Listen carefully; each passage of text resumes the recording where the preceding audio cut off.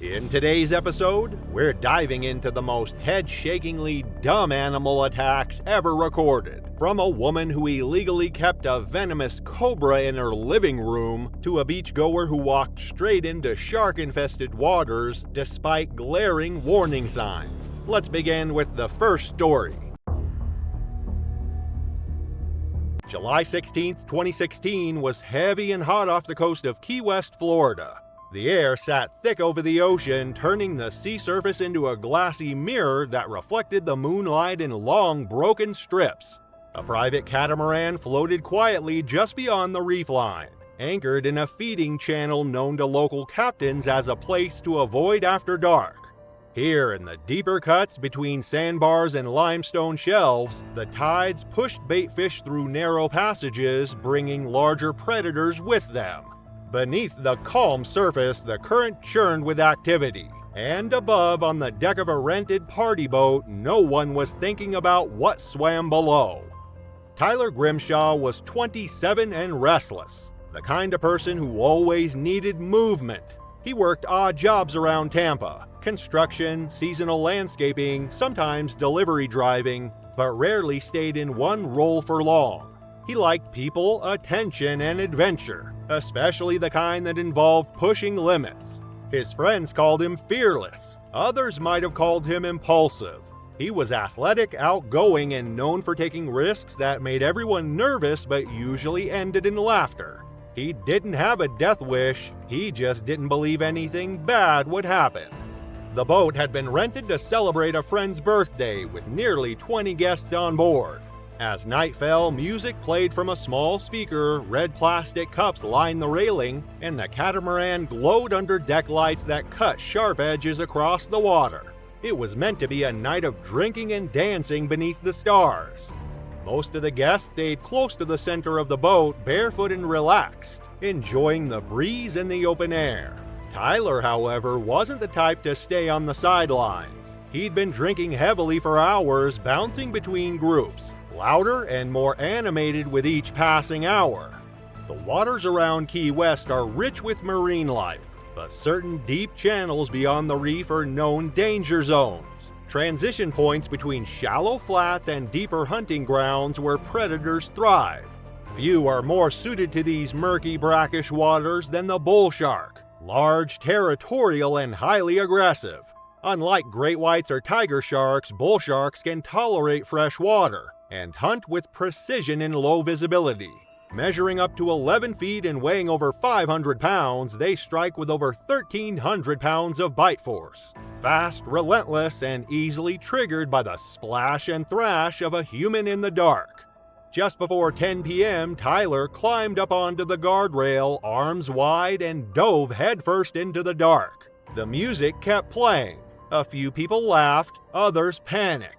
The water swallowed him in an instant, and for a few moments he was visible, treading water, backstroking, calling out as he swam just beyond the reach of the deck lights. People shouted for him to come back. Some moved toward the edge of the boat, trying to spot him in the dark. But Tyler kept swimming deeper into the shadows. Then something changed. A sharp splash echoed from the far side of the boat, followed by a single sharp cry. It was short, abrupt, and loud enough to make the music seem suddenly distant. When the spotlight swept the water, Tyler was gone. There was no sign of struggle, no flailing limbs, no second scream. Just a swirl in the water and a torn piece of fabric that floated up seconds later. One of Tyler's friends, sober enough to act, grabbed a phone and called the Coast Guard. On deck, the captain pulled the boat away from the spreading blood as guests shouted Tyler's name into the dark, scanning the waves with flashlights. No one jumped in. The water was too black, too still. For nearly 20 minutes they searched, circling the deck, tossing life rings, sweeping the surface with spotlights. But Tyler was gone. Rescue boats launched from shore with helicopters overhead within the hour. Divers entered before dawn using floodlights and sonar to comb the seabed. The crew gave detailed statements about the timing and location, but by the next afternoon, only a sneaker and a torn strip of shirt had been found. blood in the water confirmed what officials already suspected. Tyler had likely been taken by a bull shark, drawn to the sound and thrashing in a known feeding corridor. His body was never recovered. The shark was never identified or pursued. Tyler's death stunned his family and friends. A memorial was held in Tampa that weekend, with a collage of photos displayed near a folded t-shirt and an untouched drink from the party that never ended.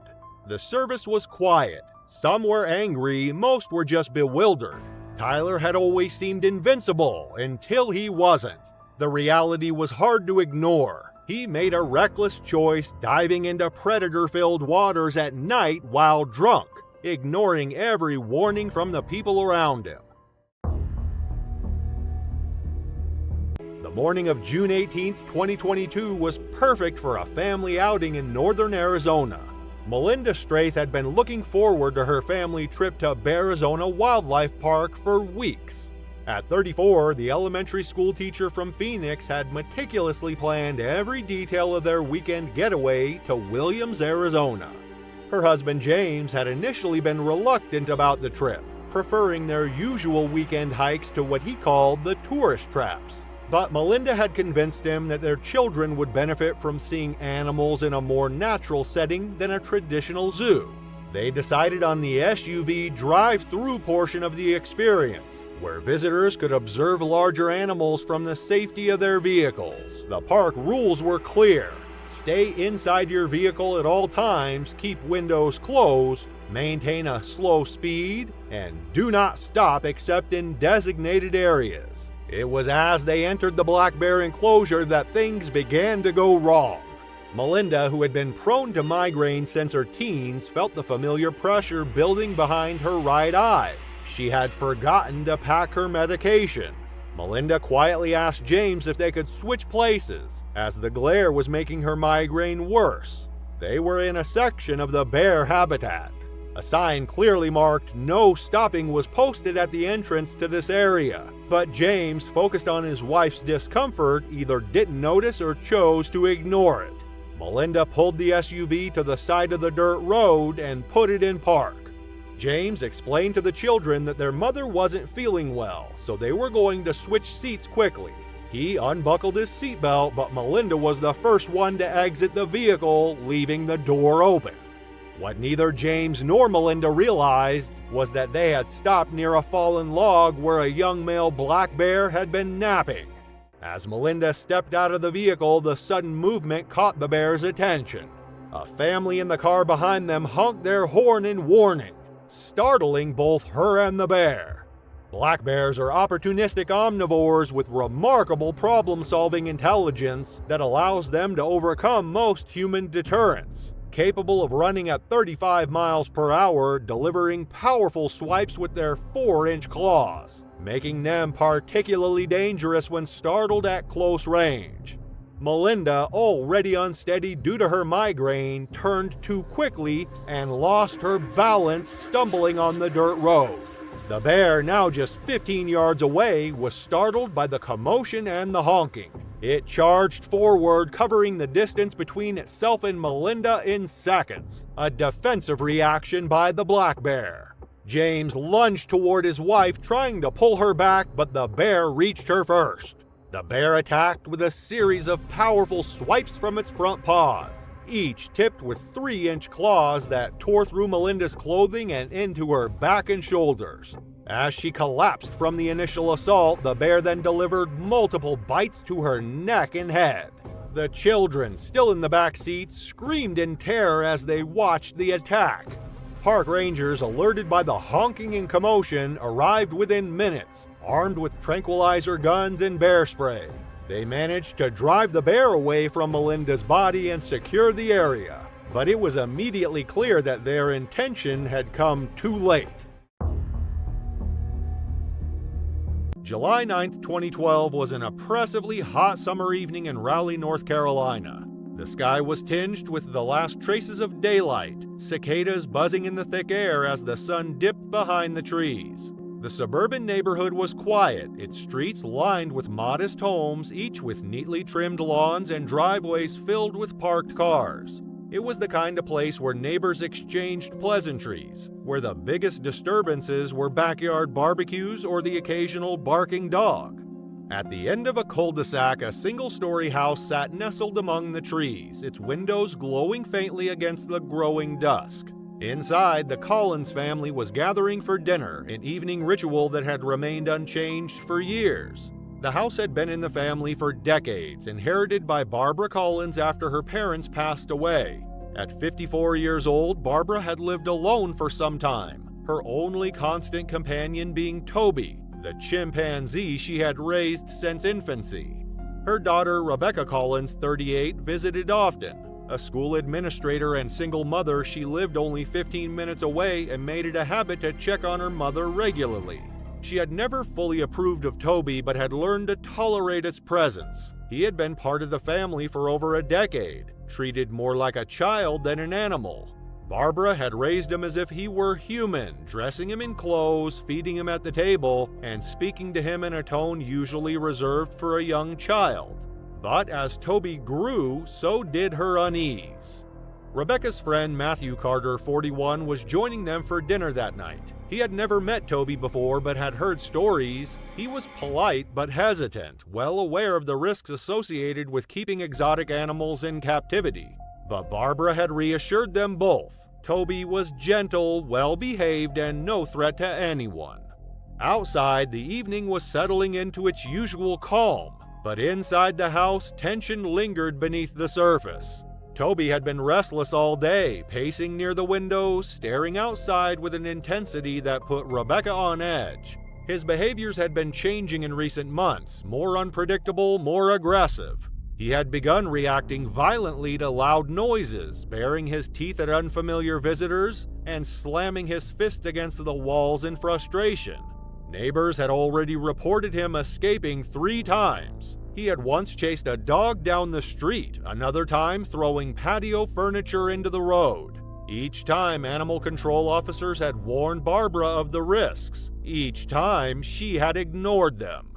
Despite strict local regulations governing the housing of exotic animals, Barbara had managed to keep Toby as a pet by obtaining a special permit. The authorities required extensive safety measures, regular inspections, and proof of appropriate containment facilities for any primate kept in a private residence.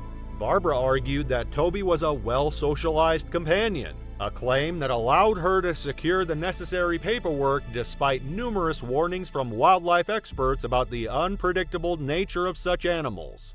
Many critics, however, contended that the regulations were too lenient and failed to adequately address the inherent risks of keeping a chimpanzee as a pet.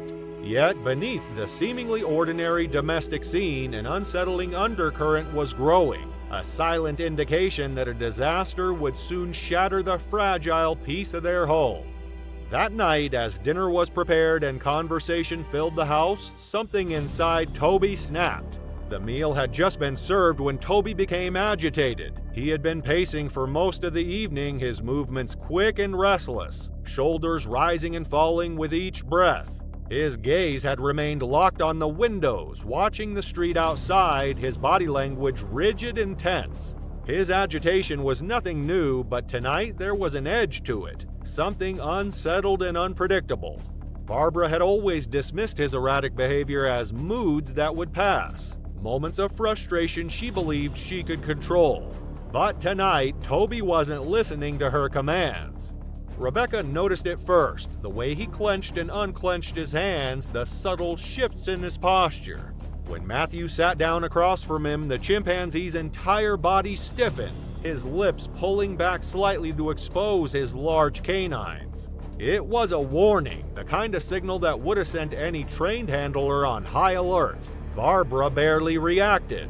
She had spent years convincing herself that Toby was not like other chimpanzees, that he was different, special, human in his own way.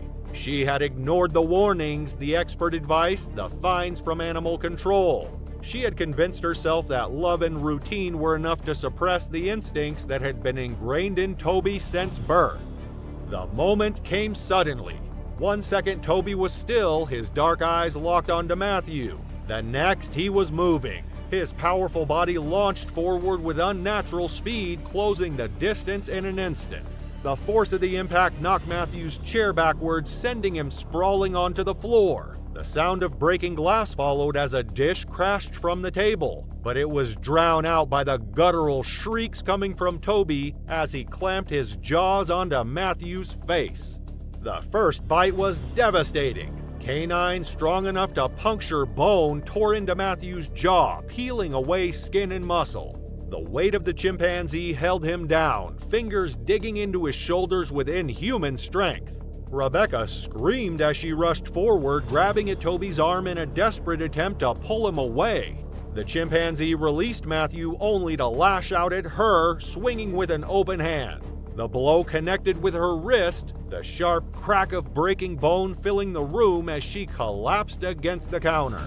Barbara shouted for Toby to stop, her voice shaking, but the command was meaningless. The chimpanzee wasn't responding to the person who had raised him, the woman who had treated him like her own child. He was lost in pure instinct, his mind locked in a primal fury that no amount of human attachment could undo. Matthew was still struggling beneath him, his hands pushing weakly at Toby's chest, but the attack was relentless. The chimpanzee's fingers curled around his arm, pulling it back at an unnatural angle before biting down again, crushing through the bone. Blood soaked the tile floor as Toby ripped away a piece of flesh, shaking his head violently. Rebecca, disoriented from the pain in her wrist, pushed herself up with her uninjured arm and stumbled toward the back door, breaking its glass as she hit it. Her only thought was escape. She barely registered the glass that cut into her bare feet as she threw open the door and ran. She sprinted across the yard, ignoring the searing pain in her wrist, pounding on a neighbor's door, screaming for help and calling the police in a desperate bid to summon assistance before the situation spiraled further out of control.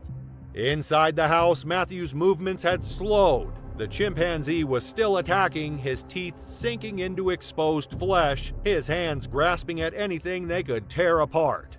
The shrieks of rage had become slower, deeper. Toby's breath was rapid, his chest heaving. The damage had already been done. The first police officers arrived within minutes, responding to the frantic 911 calls. As they pulled into the driveway, the house appeared still, the front door slightly ajar but giving no immediate sign of the chaos inside.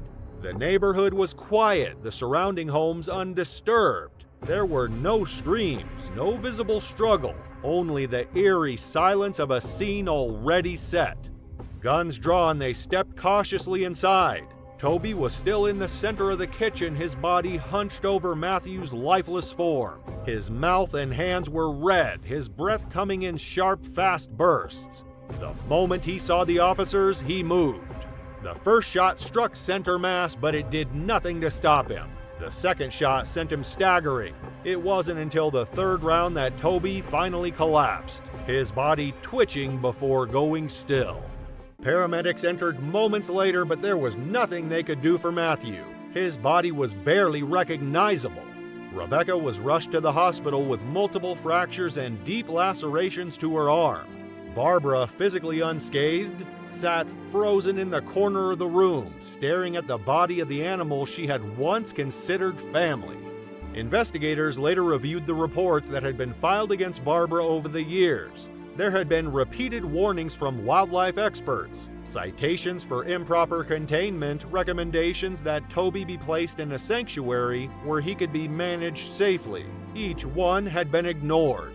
Chimpanzees, particularly males raised in isolation, often developed unpredictable aggression as they aged. Their strength was unmatched in close combat, their bite capable of inflicting catastrophic injuries in seconds. Everything about the attack had been preventable. Barbara faced multiple lawsuits, including a wrongful death claim from Matthew's family. Her relatives and close friends were equally outraged and heartbroken over her decision to keep the chimpanzee, a choice they viewed as not only irresponsible but tragically avoidable. They expressed deep sadness, anger, and disbelief at how she could disregard repeated warnings and risk the safety of everyone around her. The incident prompted North Carolina lawmakers to review regulations on exotic animal ownership, leading to stricter laws regarding private ownership of primates. But it was too late to undo what had happened. On a brisk autumn afternoon in 2009, Carol Hennigan was preparing for a small dinner party at her sprawling estate in Stamford, Connecticut. The 61-year-old wealthy widow moved efficiently through her kitchen, occasionally glancing out the window at her 5-acre property with its manicured gardens and the custom-built addition that housed her most prized possession, a 120-pound male chimpanzee named Maxie. Carol had acquired Maxie when he was just an infant. Over the years, she had raised him as if he were her child, dressing him in human clothes, teaching him to use the toilet, and even allowing him to sit at the dinner table where he would drink wine. What Carol failed to understand, despite numerous warnings from primatologists, was that despite their human-like appearance, adult male chimpanzees possess explosive strength up to 8 times greater than the strongest human athletes, with unpredictable mood swings that can transform them from playful to territorial aggressors in seconds. There had been warning signs over the years. When Maxie was 10, he had bitten a delivery man. 3 years later, he had attacked a neighbor's teenage son. Both incidents had resulted in lawsuits that Carol quietly settled using her wealth, refusing to acknowledge the escalating danger. Maxie had been agitated all morning, pacing his enclosure and occasionally letting out sharp barking sounds. Concerned that he might disrupt her evening plans, Carol decided to give him a special treat, a glass of wine and some of his favorite strawberry ice cream. She entered his enclosure and bent down to place the tray on Maxie's table when the chimpanzee lunged at her with explosive violence. With his unpredictable sudden outburst, he tore away skin and tissue using his powerful hands. Maxie's assault was instinctual and devastatingly effective, targeting the face, hands, and genitals as chimpanzees naturally do in aggressive conflicts. Carol screamed, alerting her housekeeper, who immediately called emergency services. When police arrived, they found Maxie still in a state of frenzied aggression, his fur matted with Carol's blood. Officers broke into the enclosure, and when Maxie charged at them, they were forced to shoot him multiple times. Carol was still alive when paramedics reached her, though barely. The damage to her face was catastrophic. Her eyes, nose, and lips had been torn away. Despite the best efforts of emergency medical personnel and surgeons, Carol Hennigan died from her injuries 3 days later. April 11, 2022 was humid and gray off the southern coast of Bali. The tide was steady, the surf gentle, and visibility already dropping as morning rain clouds built along the horizon. Most locals stayed out of the water on days like that, especially near the deeper reef shelves where currents shift and predators roam. But to 30-year-old Derek Wincombe, it was perfect. He'd flown in from California the week before, chasing adventure on a 6-month break from his job in web development. Friends back home followed his every move online. Clips of him freediving in cenotes, balancing on narrow ridge trails, grilling seafood on remote beaches. The next post was supposed to be his best yet, filmed alone in murky water, surrounded by bait. Derek was the kind of person who craved intensity. He wasn't reckless in the way people usually meant. He researched gear, read travel advisories, and talked to locals. But once he felt confident, he didn't hesitate. He thrived on doing what others wouldn't, hiking into active volcano zones, spearfishing without a partner, diving into dark water for the rush of it. Friends called him bold. His parents called him stubborn. Derek called it living. The waters off southern Bali are beautiful but dangerous in ways that don't always show on the surface. Beneath the bright shallows lie drop-offs that plunge hundreds of feet, where tiger sharks, oceanic whitetips, and other predators roam. Rainfall brings silt and runoff from inland, reducing visibility to just a few feet. And when tourists chum the water, cutting baitfish to lure in bigger species for photos or sport, it blurs the line between curiosity and risk. Locals knew better. Derek didn't listen. Derek rented gear from a local dive shack and set out alone just after 9 a.m., a short scooter ride from his guest house. Locals who saw him off didn't say much, just exchanged looks. Most fishermen avoided solo spearfishing runs, especially in murky conditions. It wasn't just the reduced visibility, it was what reduced visibility attracted. Derek, however, was undeterred. He strapped on his GoPro, secured his spear gun, and paddled out with a mesh bag of chopped baitfish dangling from his hip. Chum he planned to use to draw in action for the camera. The reef drop-off where Derek chose to dive was known for tiger sharks and oceanic whitetips. These aren't the slow gliding shadows seen from boats, they're bold, curious apex predators, drawn in by movement, scent, and the vibrations of a wounded fish.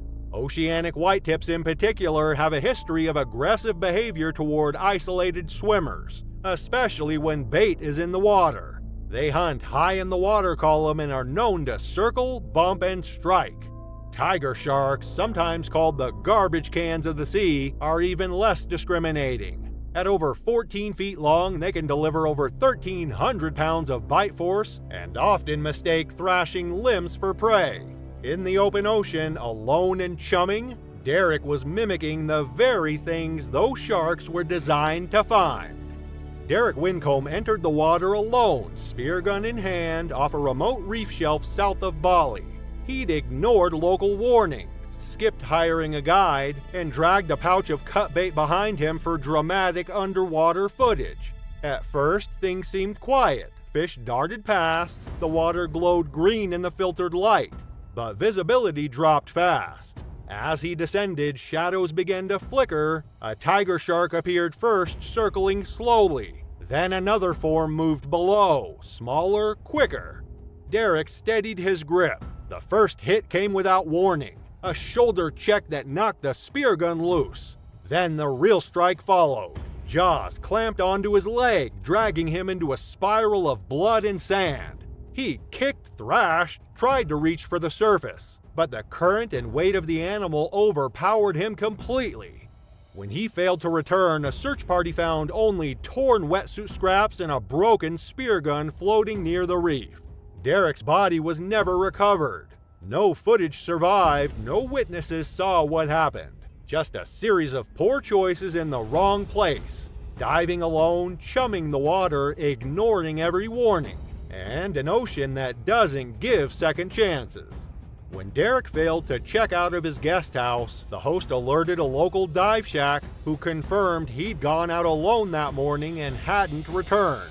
A small search launched at dawn turned up only his broken spear gun, a torn piece of wetsuit, and his GoPro. Experts reviewing the footage concluded a large shark, likely a tiger or oceanic whitetip, had struck fast and fatally. With no flotation, no dive partner, and no backup, Derek never had a chance. Local fishermen, though saddened, weren't surprised. Shark activity in that reef was common, especially during the rainy season when runoff clouded the water and baitfish gathered. Warning signs were posted, and guides regularly cautioned against solo spearfishing or chumming. Derek's family flew in to collect his belongings, but no remains were ever found. Back in California, friends held a beach memorial placing flowers beside a screenshot from his last trip. Derek had been bold, curious, and thrill-seeking, but he'd ignored every rule. Diving alone, baiting predators, entering murky waters without support. They weren't the kind of mistakes experienced divers make, just the kind you don't get to make twice. March 11, 2018 dawned bright and dry in the low veld outside Hoedspruit, South Africa. By mid-morning, the rising sun cast sharp golden light over the bush, painting long shadows across the thorn trees and rust-colored soil. The cicadas were already humming, and the dry grass along the roadside swayed faintly in the warm breeze. Hoedspruit was known for its proximity to the famed Kruger National Park, but a different kind of attraction sat just a few kilometers from the main road, a sprawling private estate hidden behind steel fencing and dense vegetation. It was part villa, part party compound, and part illegal zoo where exotic predators were kept not for conservation but for entertainment. Guests arrived expecting luxury, exclusivity, and the kind of photos you can't get anywhere else. What none of them realized was that one of those photos would come at a cost.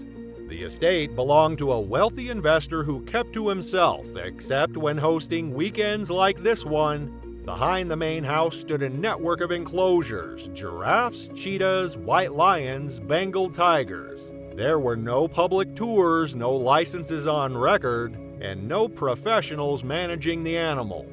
Just a few handlers who had been around long enough to know how to keep things quiet, and enough money floating around to make problems disappear. That weekend, the house was full of visitors, social media personalities, minor celebrities, and well-connected children of wealthy businessmen. Among them was 26-year-old Brandon Meyer, a Johannesburg native whose life revolved around image. Brandon wasn't an influencer in the traditional sense, but his curated Instagram feed showed off a life of luxury: shirtless yacht trips, luxury cars, rooftop lounges, gym selfies, and overpriced sneakers photographed against polished marble floors. He had never worked on a conventional job and had never needed to. His father ran a regional airline and had made sure Brandon had everything he wanted, from designer clothes to a fully paid apartment in Sandton.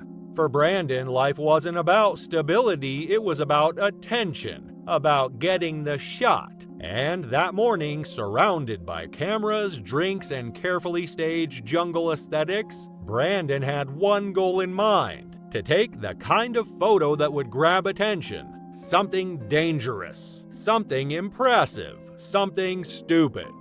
The lion enclosure was the crown jewel of the estate, a sun-bleached pen set behind reinforced metal fencing housing 2 adult lions. The male Nyoka was enormous, nearly 430 pounds, with a thick mane and a frame built like a machine. He had been raised in captivity, bottle-fed as a cub, and paraded in front of guests for years. But lions, even those born in cages, do not become domesticated. They are apex predators, hardwired for dominance and precision, capable of bringing down prey far larger than a human. A lion's bite force can exceed 650 pounds per square inch. Their reflexes are lightning fast, and their instincts are not dulled by fences or familiarity. In the wild, lions can stalk and kill silently without hesitation. In captivity, the danger is compounded because people forget. They confuse tolerance with trust, and they get close, too close. Guests at the estate were told that Nyoka was safe to approach as long as they remained calm and didn't touch him. But no one mentioned the warning signs, the sudden lunges, the growls, the hours of restless pacing. Over the past year, Nyoka had shown increasing agitation, but the guests weren't told that. There were no visible safety protocols, no tranquilizer on standby, just an unspoken rule: smile for the camera and hope nothing goes wrong. By late morning, Brandon decided it was time. He wanted a photo kneeling beside the lion, one arm stretched behind him as though resting casually on Nyoka's back. Not for a project, not for a memory, for the likes. He handed his phone to another guest and stepped into the enclosure without hesitation. His white sneakers crunched over the packed dirt as he walked, sunglasses glinting in the sun, his sleeveless hoodie already darkening with sweat.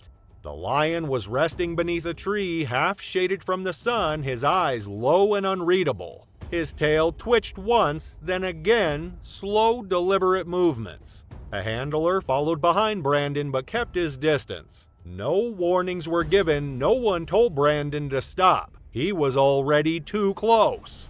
Brandon crouched beside the lion with practiced ease, turning his head just enough to catch the angle of the camera. He grinned, not a wide smile, but the kind of confident smirk he'd used in countless photos before. With slow, deliberate movements, he stretched his arm behind him, adjusting his posture to make it appear as though his hand was resting lightly on Nyoka's back. In reality, he wasn't touching the lion at all. It was all for effect, a carefully staged moment meant to look effortless, like he belonged there, like he was in control.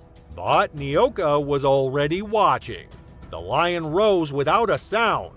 No warning growl, no shifting stance, just a sudden fluid movement, like a switch had been flipped. One moment he was crouched in the shade, the next he was up, muscles coiled, gaze locked on Brandon. In a single stride, Nyoka closed the distance. His jaws opened wide and with terrifying speed, they snapped shut around Brandon's left shoulder. The sound was sickening. Bone and flesh crushed in an instant as Brandon screamed and toppled sideways, his body crumpling under the weight of the impact. But Nyoka didn't stop. He pushed forward, dragging Brandon down completely, teeth sinking deeper into muscle. Blood began to soak the ground beneath them, pooling into the dust as Brandon kicked wildly, trying to free himself. Around them, panic erupted. Guests backed away in horror, some screamed, others bolted for the enclosure gate. One man stood frozen, still holding Brandon's phone, the camera app open but forgotten. Brandon flailed, trying to crawl, but the lion was already adjusting his grip. Nyoka's jaw shifted to the side of Brandon's neck and clamped down again, this time pulling him backward with frightening ease. Brandon's screams grew wet and strained as blood filled his mouth, his hands scraping helplessly at the ground.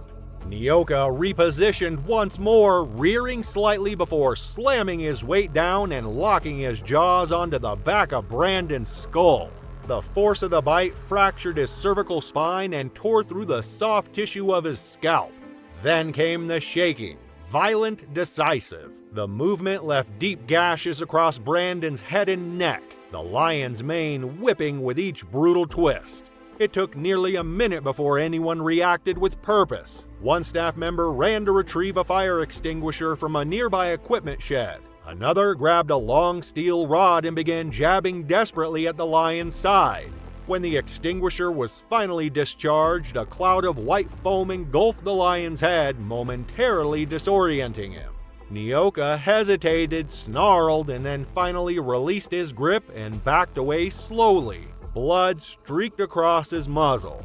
Brandon's body was limp when they dragged him out. His sleeveless hoodie was shredded. Deep lacerations carved across his ribs and shoulders. One eye was swollen shut from blunt trauma. His breathing was erratic, short, shallow gasps that signaled how little time he had left. There was blood everywhere, smeared across the dirt and smeared across the hands of the people who had watched it all happen. No one said anything. There was nothing left to say. Paramedics were called and he was still alive when loaded into the ambulance. He regained consciousness for a few seconds, then slipped under again. His blood pressure collapsed en route to the hospital. Emergency responders attempted to stabilize him, but he went into cardiac arrest less than 10 minutes into the drive. He was pronounced dead shortly after. The official cause of death was listed as major blood loss resulting from extensive trauma to the neck and upper torso, including a partially severed spine. In the days that followed, the estate was shut down by provincial authorities, though no formal charges were filed. Nyoka was tranquilized and relocated to a secure wildlife facility several hours north. Most of the guests who witnessed the attack gave brief statements to investigators and quietly left the estate within 48 hours. A few removed their posts from that weekend, but others left them up, cropped and captioned without mention of what had happened. None of them spoke to the media. Whatever guilt or shock they carried, they kept it private. There are many ways to die. Some are tragic, some are unlucky, and some, like this, are simply dumb. June 15, 2013 was the kind of Florida evening that felt like it could last forever. On a stretch of beach near Marathon in the Florida Keys, college students gathered around a fire pit, the air thick with salt, smoke, and cheap beer. Music played from a Bluetooth speaker half buried in the sand. Laughter came easy. The stars were bright, it was a summer break. And for Amber Keplar, 21, this was exactly the kind of night she lived for. But some waters, no matter how calm they seem, are never safe to step into, especially when the sun goes down. Amber had driven down from Tallahassee with 3 friends to celebrate the end of finals. She was loud in the best way, with sun-bleached hair, chipped nail polish, and a tendency to burst into song when no one expected it. A journalism major with a part-time waitressing job, she wasn't the type to play it safe. She was the type who jumped in without checking the water. Just before midnight, with most of the group winding down or passed out in camp chairs, Amber and her closest friend Lizzie, still buzzed from drinks and glowing with that carefree recklessness unique to 20-somethings on vacation, decided to skinny dip. It wasn't a dare, it wasn't planned. They just looked at each other, grinned, and ran for the surf, peeling off clothes and tossing them behind as they laughed their way down the sand. Locals had long avoided that particular inlet after dark, not because of tides or currents, but because the nearby dockside fish cleaning stations leaked into the shallows, drawing predators close. But sharks especially were known to patrol the warm coastal waters at night, hunting in silence just beyond the moonlit foam. Bull sharks are among the few large shark species that actively hunt in shallow coastal waters, and at night they become even more dangerous. With poor light to navigate by, they rely on vibration and movement, zeroing in on splashes that mimic struggling fish or injured prey. Unlike great whites that stalk from the deep, bull sharks patrol close to shore, sometimes in less than 3 feet of water. They're territorial, quick to react, and bold enough to strike without hesitation. For swimmers unaware or careless, the line between safe and fatal can disappear in seconds. The 2 girls waded in waist deep, their laughter echoing into the dark. Amber splashed ahead, arms raised, spinning as she fell backward into the water. Her friend stayed closer to shore, shivering from the sudden chill and hesitating from the sudden quiet. Then Amber screamed. It wasn't drawn out, it was sharp, immediate, and followed by thrashing so violent it sent water spraying in all directions.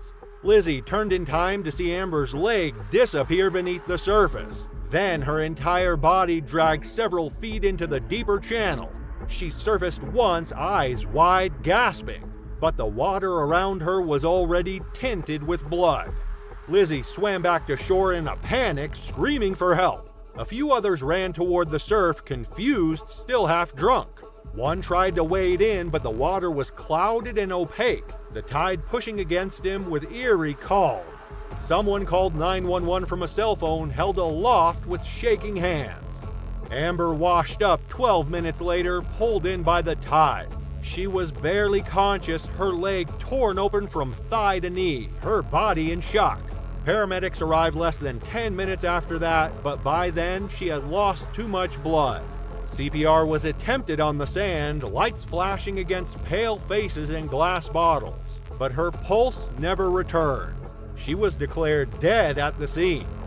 Officials identified the bite pattern as consistent with a bull shark, likely an adult male, drawn to the noise and motion in a shallow feeding zone. No search for the shark was initiated. The beach was temporarily closed and additional warning signs were installed along the access path. Local anglers had reported frequent shark presence for weeks prior, but without a specific threat, no formal action had been taken. Amber's friends packed up the next morning and drove home in silence. Her family held a small memorial at a marina near their home in Clearwater, where she'd grown up learning to swim, dive, and push boundaries just enough to keep life interesting. She was remembered for her laugh, her boldness, and her habit of diving in without always checking how deep the water was. The beach reopened, the fire pit was cleaned. The tide rolled on like nothing had happened. But for the people who were there that night, it wasn't the shark they remembered, it was the decision, one that never should have been made. The morning of August 12, 2016, dawned clear and crisp in Glacier National Park, Montana. Jared Kessler, a 23-year-old recent college graduate from Seattle, set out early with 4 friends, their backpacks loaded with water, trail mix, and the bear spray a park ranger had insisted they carry. Jared had always been the adventurous type, eager to document his adventures with breathtaking landscapes and daring outdoor exploits, always taking pictures and treating it like a prized possession. The night before their hike, a park ranger had warned them about recent bear sightings along the trail they planned to take, reminding them of the potential dangers ahead. For the first 2 hours, they followed the marked trail. It was around mid-morning when Jared spotted an unmarked path that branched off from the main trail and promised views of a hidden alpine lake. Despite the concerns of his more cautious friend Mike, Jared veered off, gesturing for the others to follow due to curiosity, wanting to see more than just the marked trail. The group had been hiking for about 20 minutes when they emerged into a small clearing. And there, not 50 yards away, appeared a massive grizzly bear. Grizzlies have the strongest bite force of any North American land mammal, up to 1,200 psi, and can smell from miles away. Fiercely protective mothers may fight to the death for their cubs, making them particularly dangerous in the backcountry where surprising one can trigger an instantaneous defensive charge at speeds of 35 miles per hour. While his friends exchanged nervous glances, Jared was already reaching for his camera. The bear's head suddenly snapped up, its nostrils flaring as it caught their scent. Then Jared did the unthinkable. He took another step forward, his camera clicking rapidly, startling the wild grizzly bear. Due to the sudden charge, Mike fumbled for the bear spray, urging Jared to back away. But it was too late. The bear covered the 50 yards in mere seconds. Mike managed to deploy the bear spray, creating a cloud of capsaicin that momentarily slowed the animal. Everyone scattered, except Jared, who stood transfixed, still trying to capture the perfect shot. The bear crashed through the spray, colliding with Jared with the force of a truck, taking him down. At that moment, his friends heard him scream before it cut off. The bear's massive jaws closed around his torso, giving no hope of survival. By the time park rangers arrived, it was far too late. They found Jared's body in the clearing, or what was left of it. The bear had dragged him several yards into the underbrush, an instinctual attempt to perceive a threat from open sight. July 17, 2019 was a blistering summer day on the Gulf Coast of Florida. The air was thick with salt and humidity, the afternoon sun beating down relentlessly on the white sand. Waves rolled lazily onto the shore, their rhythm steady and unbroken. The beach stretched for miles undisturbed, yet something was missing. There were no families lounging under umbrellas, no swimmers wading into the shallows, no footprints trailing toward the water. The only indications of recent activity were the brightly colored, freshly painted warning signs along the dunes, indicating the beach was closed because of sharks in the waters. They flapped in the breeze unnoticed by anyone, except for the 5 people standing just beyond them. At the edge of the dunes, a tight-knit group of local teens, raised in a small beach town where life revolved around the rhythm of the Gulf, hesitated as their footprints marked their first disturbance in the sand that day.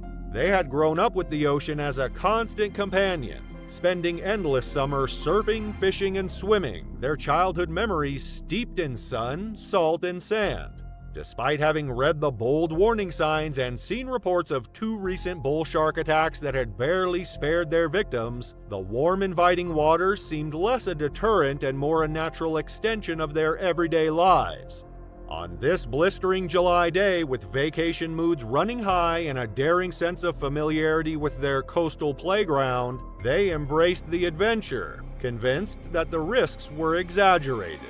Among them was 19-year-old Daniel Reed, the first to step forward. He had always been the one to push boundaries, the one willing to take risks others wouldn't. He had grown up in water, his father owned a small fishing charter business, and Daniel had been swimming in the Gulf since he was a child. He spent his mornings surfing and could free dive to depths most people wouldn't dare. He had tangled with stingrays, dodged barracudas, and swam alongside nurse sharks on multiple occasions. The ocean had always felt like home, a place where he was untouchable. Even now, with the warnings posted in bold red letters, he was unfazed. The others hesitated because of the warning signs for sharks, but Daniel had already stripped off his shirt and stepped into the surf, the water curling around his ankles before rushing up his legs. He grinned over his shoulder and called back to them, daring them to follow. That was all it took. One by one, they followed. The ocean was as warm as bathwater, its surface smooth except for the occasional ripple of a passing wave. The first sandbar was shallow, the water barely reaching their waists. But beyond it, the seafloor sloped down into deeper waters where the Gulf stretched out in an endless expanse of blue. They floated, laughing, their voices carried by the breeze. The beach behind them shrank, the world beyond the water fading into a distant blur. They never saw the shadow moving beneath them. For the past few days, a bull shark had been prowling the coastline, drawn by the dense schools of baitfish swarming in the warm summer currents. At nearly 9 feet long and weighing over 300 pounds, it was the ultimate predator, powerful, territorial, and ruthlessly aggressive. Unlike great whites, which often bite and retreat, bull sharks attack with relentless force. Once they strike, they commit, locking onto their prey, thrashing violently, and tearing flesh apart with bone-crushing jaws. There is no hesitation, no second chance. Daniel was the farthest from shore, treading water approximately 150 feet out as he wiped salt from his eyes. The sun caught the waves glinting off the surface and momentarily blinding him. The others were still close, floating a few yards closer to shore, unaware of the presence circling below them. Then, in an instant, the water erupted. The impact was sudden and violent. A massive force struck Daniel from beneath, lifting him briefly out of the water before pulling him under. For a second, the ocean was still, the surface unbroken except for the widening cloud of red. Then a scream. Daniel surfaced, his body thrashing, his arms flailing wildly. The water around him was thick with blood, his face twisted in agony as he tried to keep himself above the waves. The shark had latched onto his right thigh, its jaws crushing down with over 1,300 pounds of force. Teeth as sharp as serrated blades had torn through muscle, severing arteries, nearly splitting the limb in two. He kicked instinctively, trying to break free, but the shark didn't release him. Instead, it began to shake. The violent thrashing sent fresh waves of blood surging into the water, clouding everything in deep red. Daniel's body jerked violently with each motion, his screams echoing across the open water before being cut short as he was yanked under again. His friends froze, unable to process what was happening. One of them started forward, his instincts telling him to help, but another grabbed him, holding him back. Then the water broke again. Daniel resurfaced, but now the shark had moved higher, its powerful jaws clamping down just below his ribs. His hands clawed at the air, his mouth opening as if to scream, but no sound came out. The force of the bite crushed bone, tore flesh apart, and sent another rush of blood spilling into the waves. The others finally moved, panic setting in as they turned, swimming as fast as their bodies would allow, their arms and legs burning with exertion. The terror was all-consuming. On the shore, a couple had been walking along the dunes when they saw the group enter the water. They had watched, uneasy, knowing the beach was closed. When they heard the scream, they ran toward the water. The man pulled out his phone, dialing 911 with shaking hands, his voice frantic as he tried to explain what he was seeing. His wife stood motionless, one hand over her mouth, her eyes locked on the scene unfolding before them. Out in the water, Daniel's body twitched weakly, his movements slowing. The shark wasn't letting go. Each shake of its head sent another rush of blood spilling into the Gulf, its jaws tearing deeper into his torso. Then, with one final wrenching motion, it dragged him beneath the surface. The others reached the shore moments later, collapsing onto the sand, gasping for breath. A few feet away, the couple stood frozen, the woman still covering her mouth, the man gripping his phone so tightly his knuckles had turned white. A rescue boat was already launching from the pier, but it was too late. Search teams combed the area for hours, but there was no body to recover. The vastness of the Gulf and the nature of the attack left little hope of retrieval. By nightfall, the search was called off. Authorities reinforced the beach closures, posting new signs and increasing patrols. Marine biologists studied the waters, confirming multiple large sharks patrolling the area and advising that conditions made attacks more likely. In the days that followed, locals spoke of the attack in hushed tones, another reminder of the dangers that lurked beneath the waves. Friends and family of Daniel were stricken with grief and disbelief. Their sorrow mingled with anger over what many called a reckless, dumb decision. Local news outlets and state officials in Florida condemned the incident, warning that such cavalier behavior in a known shark-infested area was not only tragic but entirely avoidable. A modest memorial, a simple wooden cross, was placed near the dunes where Daniel had entered the water, serving as a somber marker of the life lost. Yet, as always, the relentless ocean continued its unbroken rhythm, erasing the scars of that fateful day as if they had never been. Questions soon arose over whether enough warning signs had been posted and whose fault it truly was. While some argued that the beach's multiple clearly visible warnings should have deterred such reckless behavior, others maintained that the ultimate responsibility lay with those who chose to ignore them. As state officials and local residents debated the need for stricter enforcement and clearer communication, it became evident that this tragedy was a reminder of the need to respect nature's warnings before it's too late. On July 22, 2008, the summer sun heat beat down on Ocean Sky Marine Park near Tampa Bay, Florida. The midday orca show was minutes from beginning, and 28-year-old senior trainer Ariana Mendez was making her final preparations. Despite her outward professionalism, inside she was filled with dread, a feeling that had been growing for months as she observed disturbing changes in the behavior of Cairo, the park's star 21-foot male orca. Ariana had always felt more at home in the water than on land. After earning a degree in marine biology, she had landed what she considered her dream job at Ocean Sky. For nearly a decade, she had worked her way up from an entry-level position, eventually becoming the lead trainer for Cairo, the massive 12,000-pound orca that was the park's main attraction. But in the spring of 2017, Ariana began noticing concerning changes in Cairo's behavior. During training sessions, he would sometimes ignore commands he had followed flawlessly for years. During performances, he had begun slapping the water aggressively and making high-pitched vocalizations that Ariana had never heard before.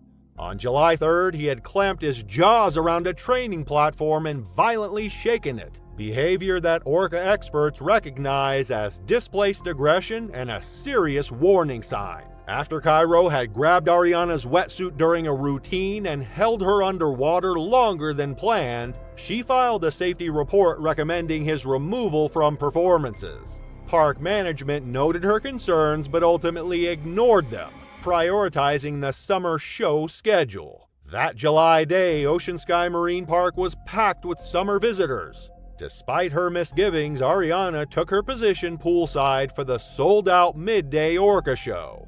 The show began without incident, with Cairo performing perfectly for the delighted crowd. During the finale, as Ariana knelt with a fish bucket, Cairo approached as expected, but suddenly lunged upward, his massive jaws open as his head emerged from the water. Orcas possess the largest predator brain on Earth and demonstrate complex cultural behaviors, with captive specimens often showing psychological distress through repetitive behaviors and aggression, warning signs that confinement damages these intelligent mammals. Before Ariana could react, Cairo had clamped his teeth around her torso and pulled her into the water. The crowd's cheers turned to screams as they watched the trainer disappear beneath the surface. Underwater, Ariana remained conscious and remarkably calm, drawing on her years of training for this exact scenario. But the orca's behavior was different this time, more deliberate, more controlled. People watched in horror as Ariana was not resurfacing. 2 minutes later, Cairo finally broke the surface with Ariana limping in his grasp. Whether from the pressure of his bite or the lack of oxygen, she had lost consciousness. Cairo brought her to the surface almost gently, as if displaying his prize, before diving again and releasing her to float motionless in the water.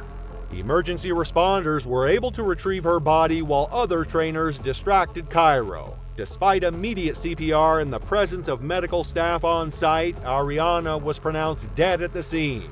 The autopsy revealed that she had suffered catastrophic internal injuries from the pressure of Cairo's jaws, with her ribcage crushed and several organs ruptured. March 14, 2015 was clear and windless along the rugged coastline of Duker Point, just south of Cape Town. The Atlantic shimmered with deceptive calm, lapping gently against the base of towering cliffs that had become a magnet for thrill seekers. The waves slapped rhythmically against the rocks, birds wheeled overhead, and on top of the cliff, a group of university students stood barefoot in the sun, daring each other toward the edge. They weren't tourists, they were locals. They knew the coast, knew the rumors, and knew that below them the water churned with currents colder and deeper than it looked. But that afternoon, they didn't care. The plan was simple: cliff diving. No wetsuits, no gear, just a quick plunge into the open ocean and a scramble back onto the rocks. Among them was 22-year-old Jordan Macefield, tall, athletic, and the kind of extrovert people naturally followed. Jordan had always leaned into risk. He was the one who suggested Duker Point in the first place. The area had a reputation known for its dramatic rock faces and deep entry points. It offered one of the few spots where you could jump from over 30 feet into the ocean without hitting reef or sand. But it also carried another much darker reputation. The nearby rocks were home to a seal colony, dozens of slick barking bodies that sunbathed on the shoreline and slipped like shadows into the water. And where there are seals in the Cape, there are great white sharks. The group knew this. Signs had been posted a year earlier after multiple shark sightings, warning against swimming or diving in the area. Local rangers had updated the advisory list just 2 days before, noting increased predatory activity in the shallows. But by the time Jordan and his friends arrived that morning, the surf was low, the cliffs were dry, and the temptation was stronger than the caution. One by one, the group began to jump. Jordan was last. He raised his arms, shouted something no one quite heard, and hurled himself off the ledge. He hit the water cleanly and surfaced a moment later, grinning and throwing his fist in the air. The others cheered from above. But then, without warning, something massive surged from below. There was no splash, no warning fin, just a violent jolt that pulled Jordan backward under the surface as if a rope had been yanked from the deep. A few seconds passed, then the water near the jump site turned red. Great white sharks are deeply woven into the marine ecosystem of South Africa's Western Cape.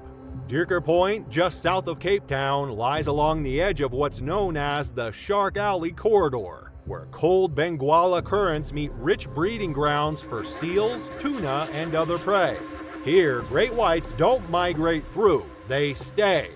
Scientists have tracked the same individuals returning year after year, using coastal shelves and sea colonies as ambush points. Their hunting relies on stealth. They strike upward, fast and silent, using the contrast of sunlight on the surface to target silhouettes. In areas like this, where rocky outcrops host hundreds of seals, and human activity overlaps with feeding zones, a splash in the wrong place can look exactly like a kill trigger. Jordan had leapt into the center of their territory. At first, the group thought it was a prank. Jordan was known for stunts, and the sudden disappearance looked staged. But when he didn't resurface and when a second cloud of blood appeared, darker and wider than the first, the mood shifted. Screaming erupted. One of the students tried to climb down the cliff toward the shoreline while another ran for cell reception. A third called emergency services as the rest stared helplessly at the calm surface where their friend had vanished just seconds earlier. Rescue teams arrived within the hour. The National Sea Rescue Institute launched a search using boats, divers, and a helicopter equipped with thermal imaging. They scanned the coastline for hours. No body was ever found. A single torn swim fin was recovered near the edge of the seal rocks, but beyond that, there was nothing. Officials confirmed that shark activity had been recorded in the area days earlier and reiterated that Durker Point had never been a sanctioned diving location. A temporary restriction was issued, and signs were reposted with more prominent warnings. Jordan's University held a memorial later that week. Flowers, stories, and a worn photo of him mid-jump on a hiking trip, suspended in the air with his arms wide open. Friends remembered him as fearless, impulsive, and always chasing the next thrill.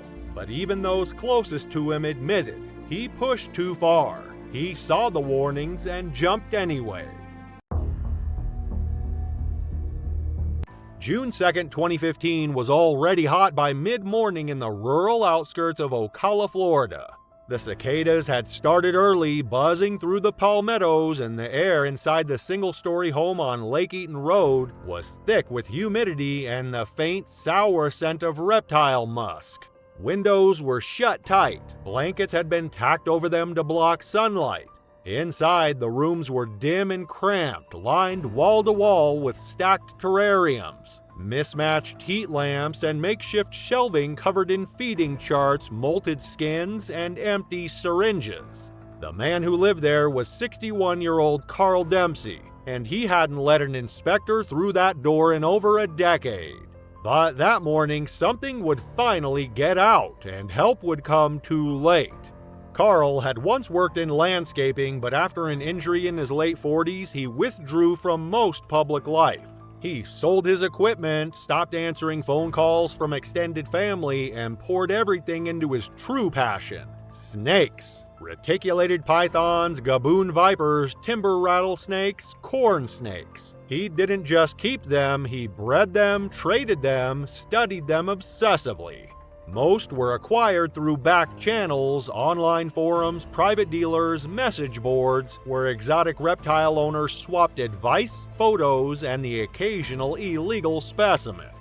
Florida's laws had changed in 2010, tightening restrictions on venomous snakes and requiring permits for certain species. Carl had ignored them.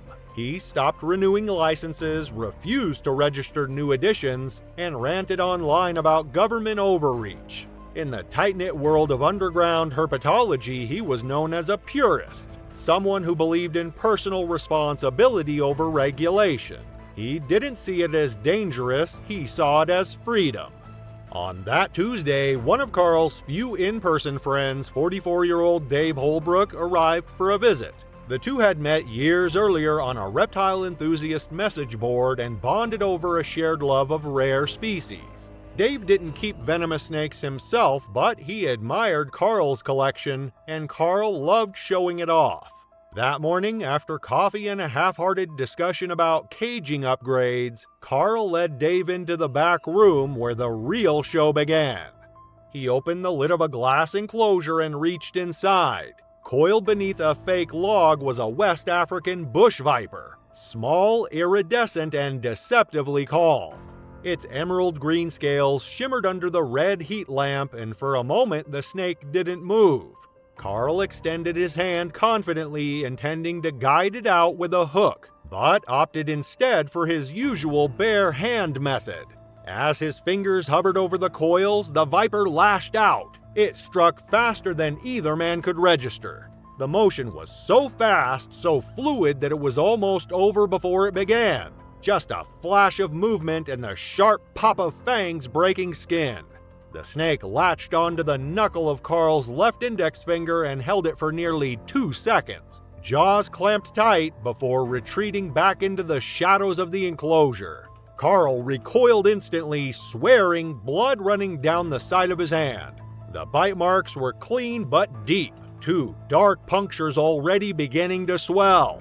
He squeezed the wound, cursing again, and tried to laugh it off, waving away Dave's concern. But Dave had seen the strike. He knew enough about venomous snakes to recognize what they were dealing with, and it wasn't a dry bite. Within minutes, Carl's hand began to change. The skin around the bite turned red, then purple, then nearly black. His fingers stiffened, curling involuntarily, and the veins in his wrist bulged beneath the surface. Dave hovered anxiously, urging him to call for help, but Carl refused, shaking his head and stumbling to the kitchen to grab his makeshift first aid supplies. His attempt to treat the bite was crude. He rinsed the wound under cold water, applied antibiotic ointment, and wrapped it in gauze that quickly soaked through with blood. He had no antivenom, few private keepers did, and even fewer had the legal ability to store or administer it. Instead, he downed 2 Benadryl tablets and poured himself half a glass of whiskey, muttering that it would all blow over. But it didn't.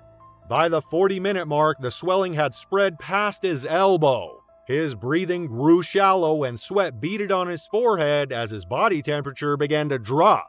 He vomited twice, collapsing onto the floor and groaning in pain.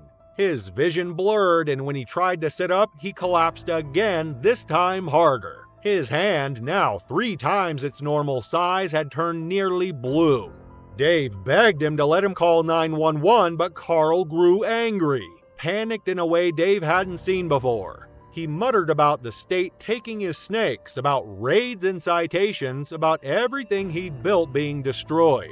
He said it wasn't worth it. He said he just needed to rest. And then he passed out. Right there on the linoleum floor, his arm grotesquely swollen and leaking blood through the gauze. His lips had turned pale, his breathing was ragged, shallow, and spaced unevenly. At 3:40 p.m., after watching Carl seize violently and lose consciousness again, Dave finally picked up the phone and made the call, ignoring his friend's warnings and deciding that saving his life mattered more than protecting his illegal hobby. Paramedics arrived 9 minutes later, forced to enter through the back door when no one answered. They found Carl on the living room floor, unresponsive, his arm mottled and swollen nearly to the shoulder. He was barely breathing. They attempted resuscitation on site and administered epinephrine and fluids. But by the time the ambulance reached the hospital, Carl had gone into full cardiac arrest. He was pronounced dead at 4:32 p.m. Inside the home, first responders found over 70 snakes, several venomous, most improperly housed, and none legally documented. Animal control officers were called in to begin the process of identifying and removing the reptiles. Some were euthanized on the spot, others were transferred to wildlife sanctuaries and research centers. The entire house was deemed a biohazard. Carl's collection, his obsession, was dismantled within 48 hours. There was no funeral, no obituary. Dave provided a statement to authorities and quietly deleted his forum accounts a few weeks later. Online, in the darker corners of the reptile community, a few posts appeared mourning Carl's death. Others called him a martyr, someone who had died for the freedom to keep what he loved. But outside that world, the story was simple. A man ignored the law. He kept dangerous animals in secret, and when one of them bit him, he refused the help that could have saved his life. Not because there wasn't time, not because help didn't come, but because he didn't want anyone to know. On a warm evening in July 2019, as the Florida sun began to set over Ocala, Laura Benwick prepared for what would be her final interaction with her beloved reptile collection. The 37-year-old exotic pet enthusiast moved through her modest home, which had long ago been transformed into what she proudly called her serpent sanctuary. Laura had built a reputation among local exotic pet enthusiasts as the woman who could handle anything with scales. Her fascination with reptiles began in childhood when her father, a wildlife biologist, would take her on expeditions into the Everglades. By her 30s, what started as a hobby had evolved into an obsession that consumed her life, her savings, and eventually her marriage. Laura's home housed over 20 snakes ranging from harmless corn snakes to deadly venomous species that required special permits that Laura didn't bother to obtain. Her neighbors had filed numerous complaints about her collection, particularly after 2 separate escape incidents in 2018. Yet she continued to ignore such hazards, and living in a very rural area, no authorities prioritized her neighbors' concerns. On that fateful evening, Laura was preparing to clean the enclosure of her prized possession, a monocled cobra she had illegally purchased through an underground exotic pet network. She'd named him King, and often boasted about his perfect hood pattern and aggressive striking behavior. Her usual snake-handling assistant had canceled at the last minute, but Laura had decided to proceed with the cleaning anyway, skipping her protective gloves since there hadn't been any incident prior to this moment. As Laura opened the enclosure, King was unusually active, swaying back and forth with his hood fully expanded, a warning sign that Laura either missed or chose to ignore. Unlike many snakes that flee from confrontation, the monocled cobra actively stands its ground when threatened, capable of delivering enough neurotoxic venom in a single bite to kill 20 adults. She reached in with a hook to move him to a temporary container, but King was faster. In a flash of movement, the cobra struck, sinking its fangs deep into the flesh between her thumb and index finger. At first, Laura remained calm. She secured King back in his enclosure and called 911. But within minutes, her speech began to slur as the neurotoxins attacked her nervous system. By the time EMTs arrived, Laura was deteriorating rapidly. Without immediate access to the specific anti-venom needed, the medical team could only provide supportive care. Laura died in the intensive care unit just hours after the bite, her body succumbing to respiratory failure as the powerful neurotoxins paralyzed her diaphragm. The morning of July 15, 2016 dawned foggy and cool along the Northern California coastline. The beaches of Pacifica were shrouded in a dense mist that limited visibility to just a few yards. But Thomas Greeley was not deterred. At 39, Thomas lived his life by a strict set of routines. The investment banker would wake up at precisely 5:15 a.m., brew a cup of black coffee, stretch for exactly 7 minutes, and then drive to Rockaway Beach for his morning swim. Thomas would be in the water by 6 a.m., swimming parallel to the shoreline for exactly 1 mile. The only area where Thomas allowed himself any spontaneity was in the water. A former collegiate swimmer at Stanford, he found freedom in the ocean that eluded him on land. In the weeks leading up to his fatal swim, Pacifica had experienced an unusual number of shark sightings. For 3 days, Thomas had respected these closures, reluctantly using the pool at his gym instead. But on the 4th day, his frustration got the better of him. As Thomas parked his Tesla in the empty beach lot that foggy morning, he could barely see the ocean through the dense mist. He changed into his wetsuit, grabbed his orange swim cap and goggles, and made his way down to the shoreline. The water was colder than usual, around 55 degrees Fahrenheit, but Thomas barely noticed as he waded in up to his waist. He dove forward into the gentle swell, beginning his familiar crawl stroke parallel to the beach. The fog created an eerie cocoon around him, limiting visibility to just a few feet in any direction. Thomas had been in the water for approximately 20 minutes when suddenly something subtle changed in the water. There was no dramatic fin slicing through the surface, just a slight pressure wave, the kind created by a large object moving through the water. Great whites hunt with methodical precision, striking from below with enough force to launch their massive bodies out of the water, delivering test bites with serrated teeth that slice through flesh, a strategy that makes swimmers particularly vulnerable. This is when Thomas became their food.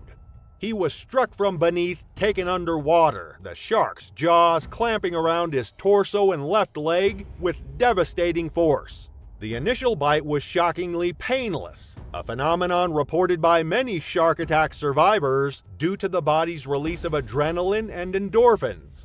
What Thomas felt was an immense pressure, like being caught in a car compactor. The shark released him momentarily, and Thomas kicked desperately toward the surface with his uninjured leg. As his head broke through the water, he gasped for air and screamed for help. About 600 feet away, an early morning beach walker heard the commotion and immediately called 911. Thomas managed to stay afloat for nearly a minute when the great white shark turned its attention back to him. When the shark struck again, it took Thomas from behind, its teeth severing his femoral artery. By the time the Coast Guard helicopter arrived 30 minutes later, rescuers reported a massive blood slick in the water and a large marine predator moving in the area. Thomas was pronounced dead at the hospital.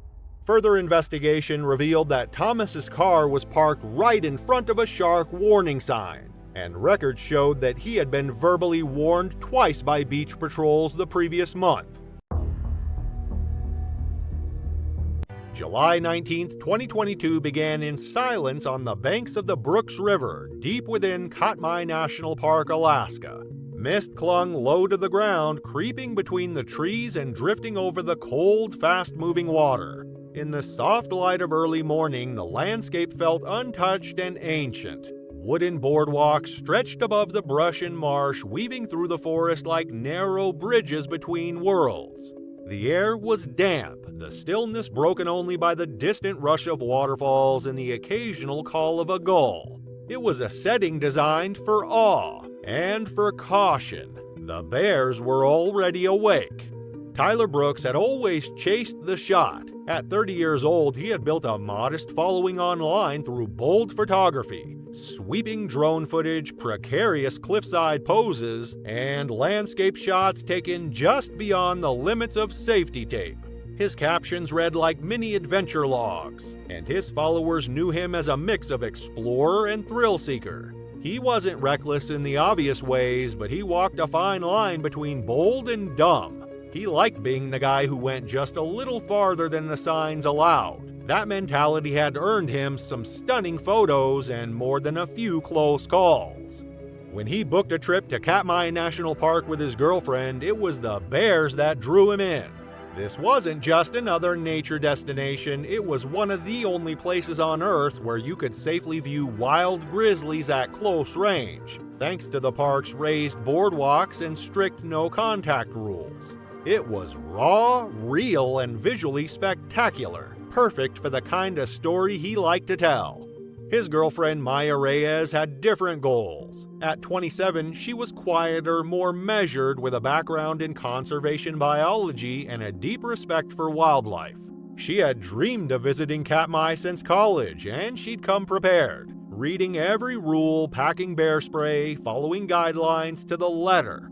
For her, the trip was about connection and observation, not content. She admired Tyler's passion, but she didn't always share his instincts. In wild places, she believed curiosity had limits for a reason.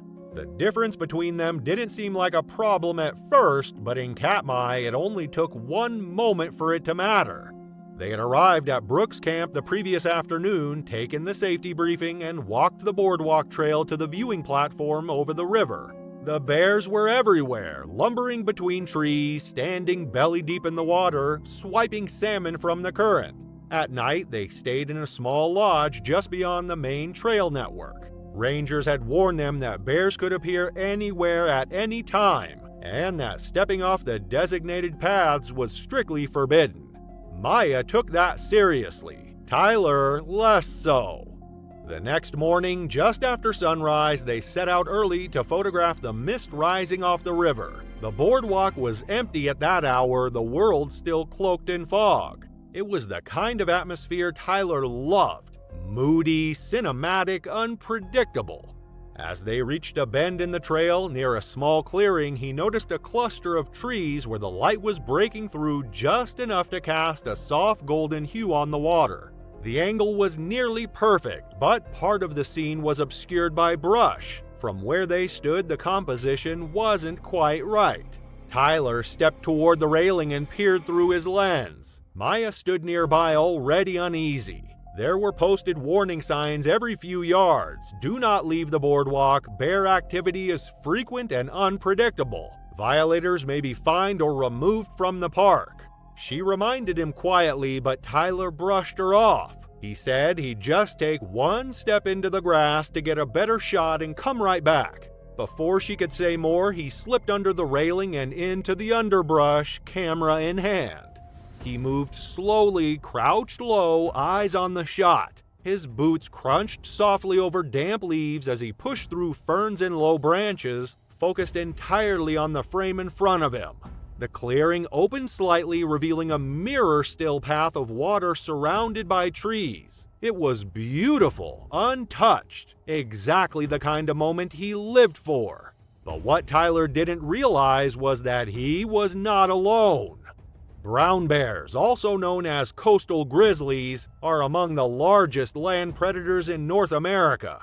In Katmai, they thrive in part because of the protected status of the park and the steady supply of salmon from nearby Brooks Falls. During peak season, dozens of bears congregate in the same region, sometimes within view of each other. Males can weigh over 1,200 pounds and reach 10 feet tall standing upright.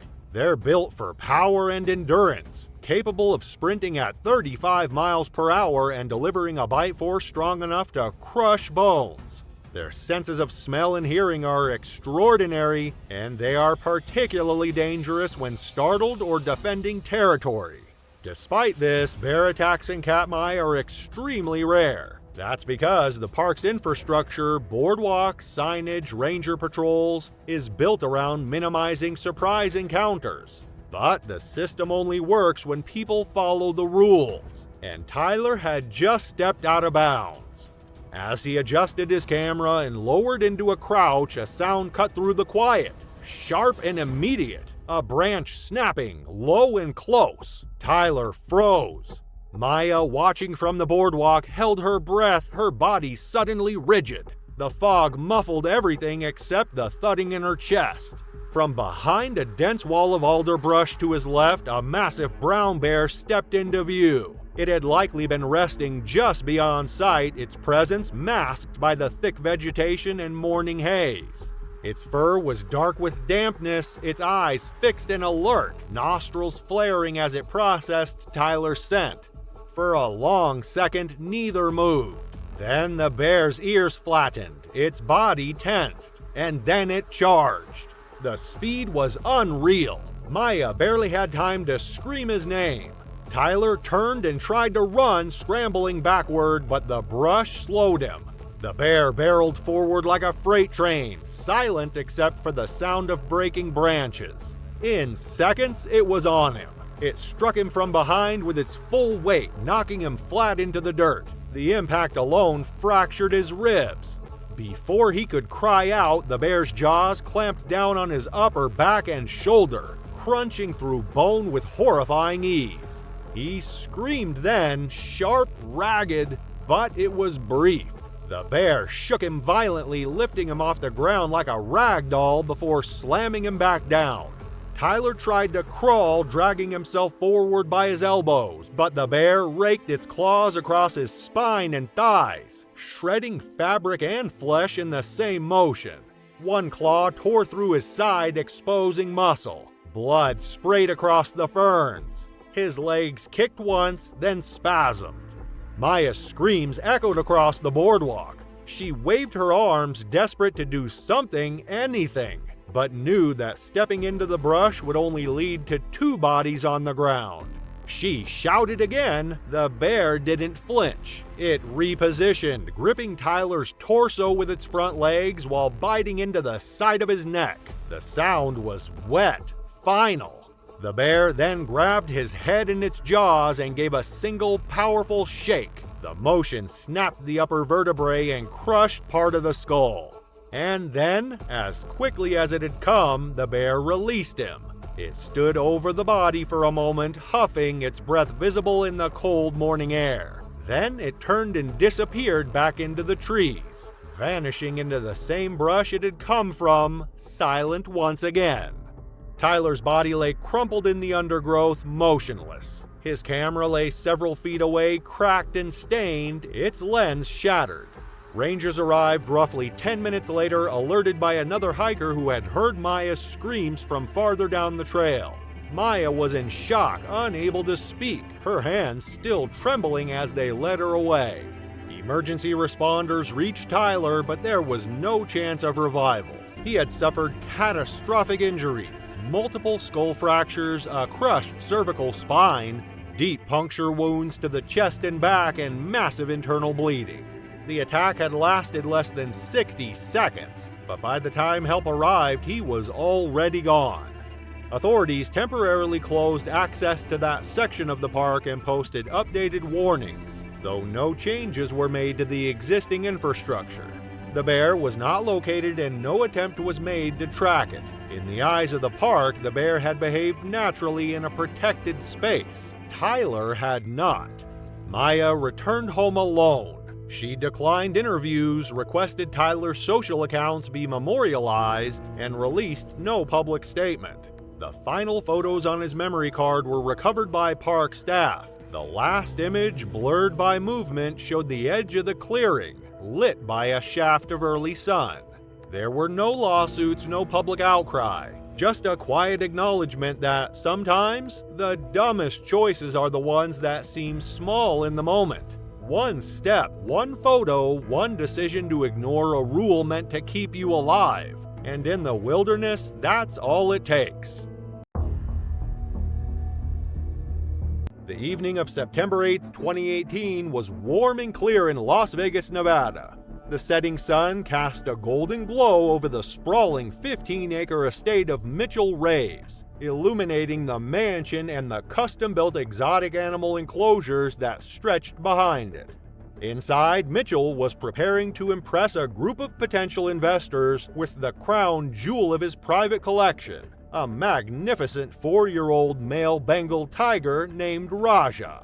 At 48, Mitchell had everything money could buy. The self-made tech millionaire had amassed a fortune developing security software that was now used by governments and corporations worldwide. His estate stood as a monument to his success, a 20,000 square foot mansion and his most prized possession, a private exotic animal collection that rivaled many small zoos. Mitchell had grown up poor in rural Kentucky. His childhood had been defined by scarcity and limitations, fueling an adult life dedicated to excess. If something caught his interest, he acquired it regardless of cost, practicality, or legality. The staff who maintained Mitchell's menagerie consisted of 3 full-time animal keepers, all with some zoological experience, though none specifically with big cats. They had repeatedly urged Mitchell to hire a specialized tiger trainer, particularly as Raja grew to his full size of nearly 500 pounds.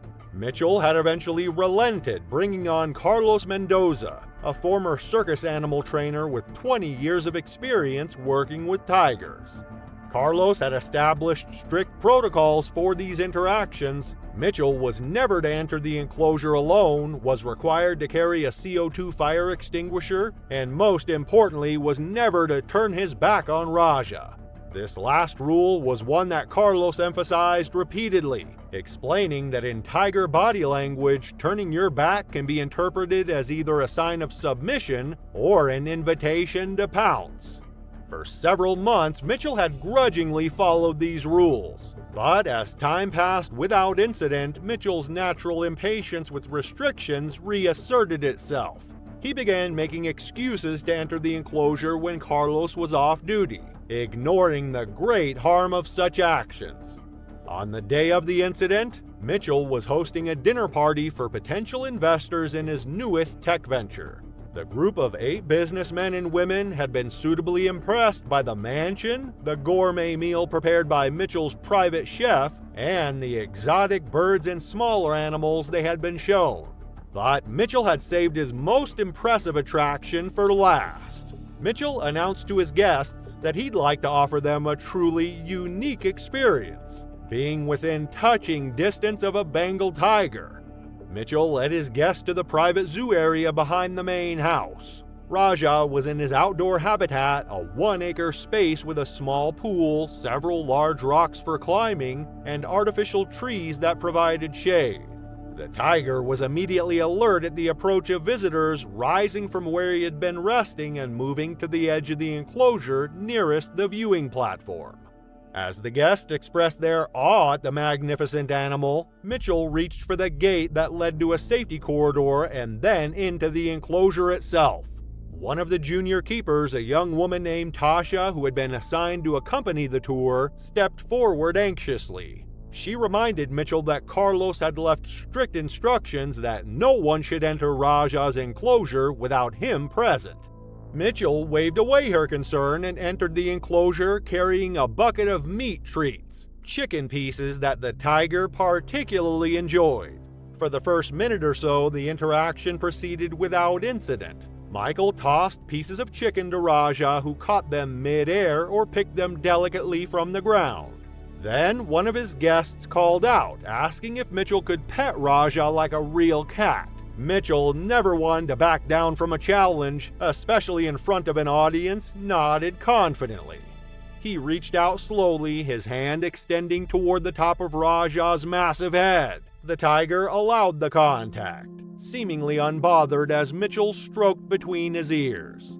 As Mitchell reached for another piece of chicken, Raja's body language shifted subtly but significantly. The tiger's ears flattened slightly, his tail stiffened and began to twitch at the tip rather than swaying smoothly. And almost imperceptibly, he lowered his center of gravity, tensing his powerful hindquarters in preparation. These were the classic pre-attack indicators that Mitchell, focused on impressing his audience, completely missed. Bengal tigers possess night vision 6 times better than humans and can hear frequencies beyond human range, with specialized neck muscles capable of delivering a killing bite with pinpoint accuracy to the cervical spine, a lethal efficiency that has earned them the distinction of causing more human fatalities than any other big cat, particularly when humans turn their backs, which tigers instinctively interpret as either submission or an invitation to pounce. Encouraged by his success and the reaction of his audience, Mitchell decided to escalate the performance. Mitchell held out a large piece of chicken and Raja took it gently from his palm. Emboldened, Mitchell reached into the bucket for another piece. As he did so, he made the fatal error that Carlos had warned against countless times. He turned his back to the tiger. The attack was lightning fast. Raja lunged forward, his powerful jaws clamping around the back of Mitchell's neck. The force of the bite severed Mitchell's spinal cord instantly, killing him before he could even register pain. The tiger then dragged Mitchell's body further into the enclosure away from the gate, a natural behavior when securing prey. Guests watched in shock and horror after seeing such a thing happen before their eyes, screaming and running away. By the time the other keepers arrived and managed to drive Raja into his indoor holding area, Mitchell had been dead for several minutes. His body, when recovered, showed the devastating efficiency of a tiger's killing bite, a crushed cervical vertebrae and severed carotid artery. The night of November 15, 2013, was bitterly cold in Novosibirsk, Russia. But the temperature did little to cool the spirits of Ivan Petrov and his friends as they celebrated a birthday at a local bar near the city zoo. The vodka flowed freely, and with each shot, their ideas grew more outlandish. At 24, Ivan was the life of the party. The charismatic engineering student was known for his boisterous laugh, his willingness to try anything once, and his seemingly endless capacity for vodka. By midnight, Ivan and his 5 friends were heavily intoxicated. It was the birthday boy Mikhail who eventually proposed the fatal challenge of breaking into the zoo and taking a selfie with one of the animals. Ivan declared he wouldn't just get a picture with any animal, but with the zoo's Siberian tiger. The group left the bar around 1:30 a.m., stumbling through the quiet streets toward the zoo. As they approached the main entrance, two of the friends sobered up enough to have second thoughts and decided to head home. The remaining four continued on, fueled by alcohol and the invincibility of youth. Once inside, they found themselves in a darkened landscape of pathways and enclosures. After passing several exhibits, they arrived at what they believed was the tiger habitat. Alexei suggested they find the visitors' platform, but Ivan, impatient and emboldened by alcohol, spotted what appeared to be a shortcut, a 7-foot wall that he assumed would lead to the viewing platform. Despite Dmitri's uncertainty, Ivan scrambled up the wall and gave his friends a thumbs up before disappearing over to the other side. There was a moment of silence, then a sound that would haunt the three remaining friends for the rest of their lives. A wet, crunching impact followed by a high-pitched scream that cut off almost as quickly as it began. Alexei realized with horror what had happened. Ivan had jumped directly into the tiger enclosure itself, not onto a viewing platform. Masters of stealth, despite their massive size, Siberian tigers can move silently through their territory on specialized footpads, striking with mathematical precision as they calculate exactly how much force to apply when killing different prey. In a panic, Dmitri pulled out his phone and turned on his flashlight. His shaking hands captured a massive Siberian tiger crouched over Ivan's body. The big cat's initial attack was a powerful strike with its paw, knocking Ivan unconscious and fracturing his skull.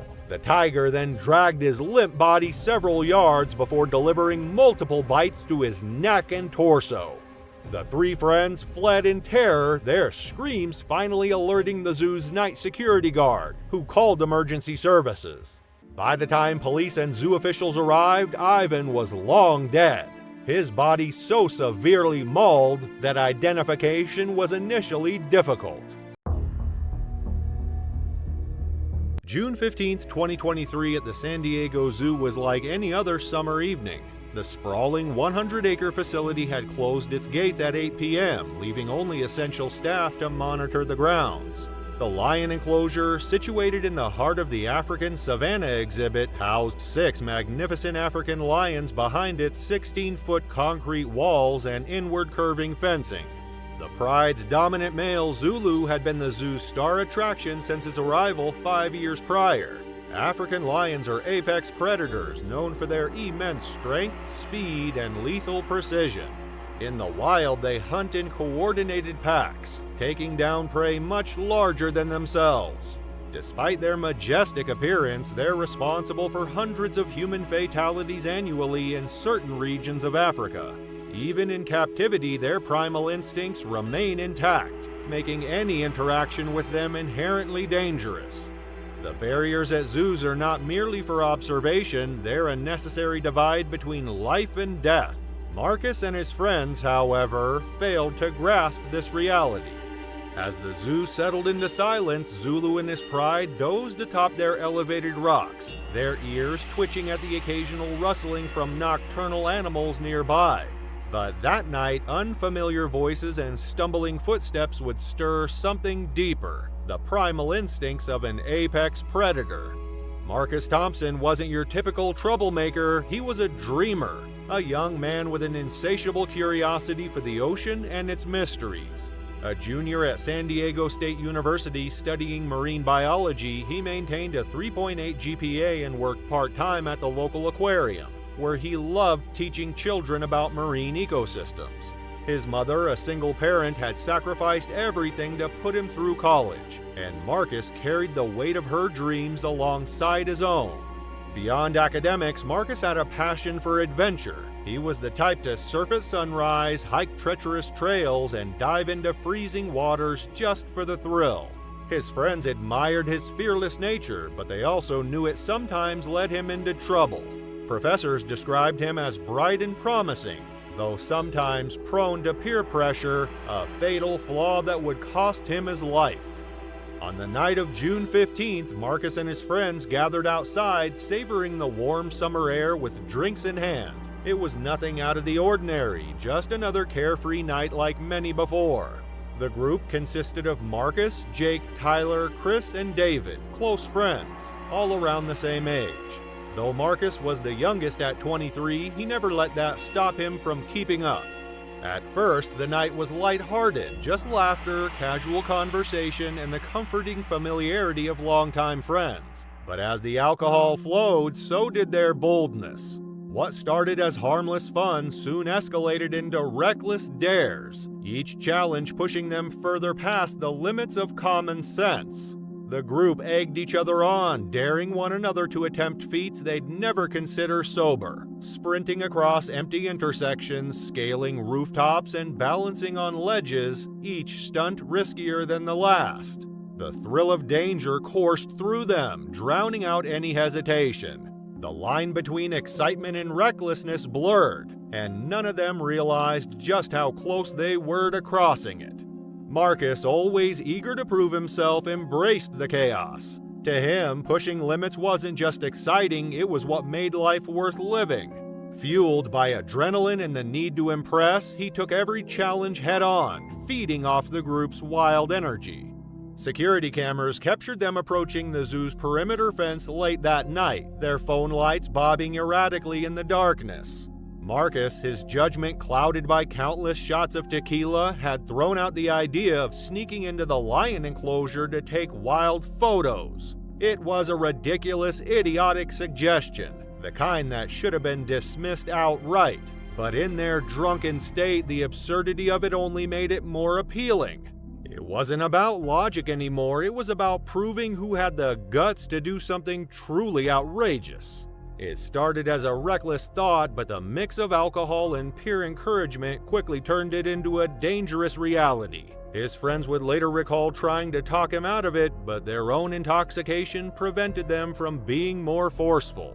A maintenance gate, improperly secured during an evening shift change, provided their entry point. While security responded to a routine motion sensor alert near the elephant enclosure, the intoxicated students made their way through the darkened pathways, their loud whispers echoing through the empty grounds.